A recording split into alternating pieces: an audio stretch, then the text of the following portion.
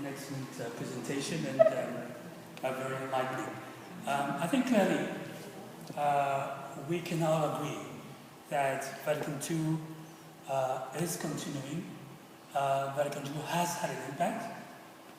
I myself have not known Mass with a priest facing the back of the priest, but the priest facing the wall. And the priest always faced me as a Christian, as a Catholic. So there's no doubt about that. I think the doubt is, could we have gone further? Could we have flown higher? And I think Pope John was fantastic, and his analogy of the fresh air coming inside the church is fantastic, because it's an analogy of the Holy Spirit, bringing new life, renewing. And the new Pentecost is a reflection of the first Pentecost, which was characterized by gifts, charisms, new life and new expressions of Christian living and of testimony and boldness. And it's a kind of boldness which is sometimes a bit incompatible with the rigor of a magisterium trying to control. The magisterium has a vocation to channel, to avoid excesses, to correct, to nurture. This is like a parent has. But sometimes one has the impression that in doing this role of nurturing, of channeling, the wings of the dove are clipped. And we have not gone as far as we could have gone. We have not flown as high as we could have flown. We have not let the charisms that were poured out on us to flourish and to develop new services of lay vocations, of new territories of Christian life and expression to flow. I don't know whether you share this analysis of mine,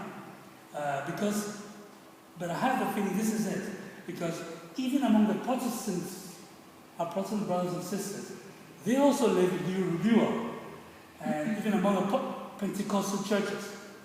And when we look at the situation in Latin America right now, the Catholic Church is losing a lot of members to the Pentecostal churches. That, of course, among them there is good, the bad, and the ugly. We know that. But there's a flourishing of charisms that we don't have in our own church.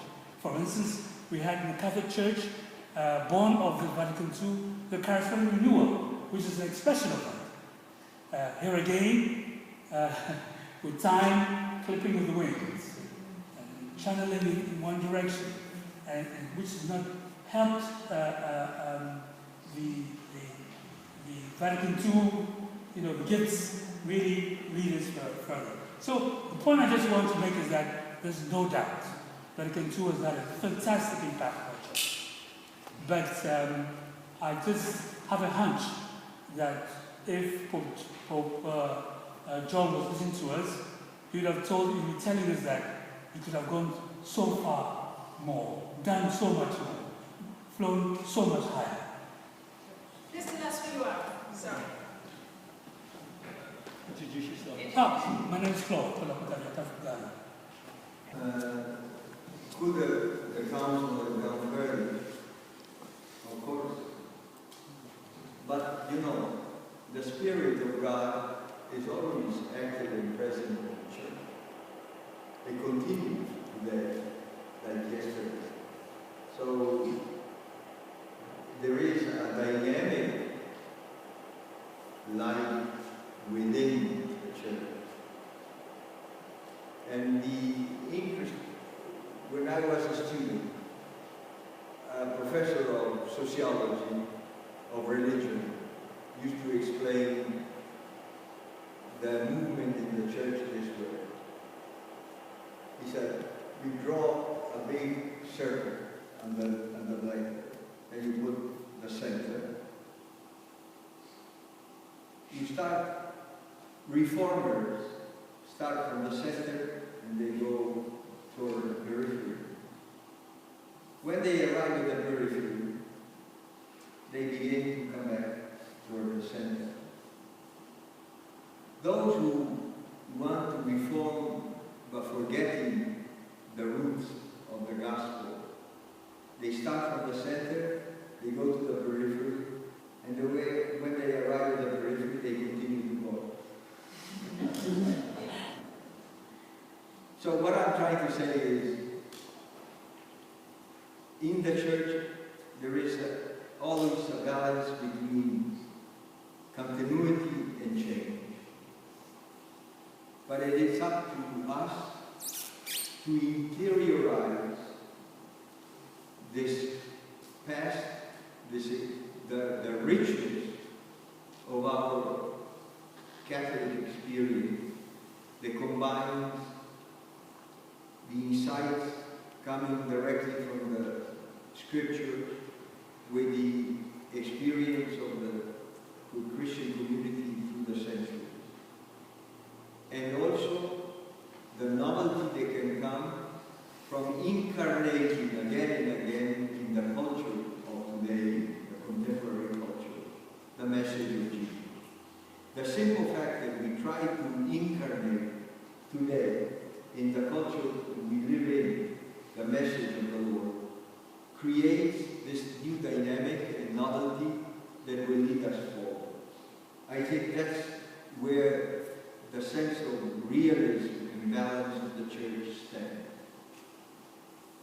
It's true that we see not only among the communities, immigrant communities, for example, in Geneva, the emergence of small, tiny Pentecostal or evangelical independent groups. Why is this happening also in Latin America or some other parts of the world? Because sometimes we don't give an adequate sense of community. If we create a genuine community of faith, everybody will feel at home, welcome, part of the community, educated or not educated, poor or rich, we all become part of the same family. It is a kind of reminder to us that we need to strive to make our community a real, integrated, and lively and fraternal community. I think that's the message that some of these small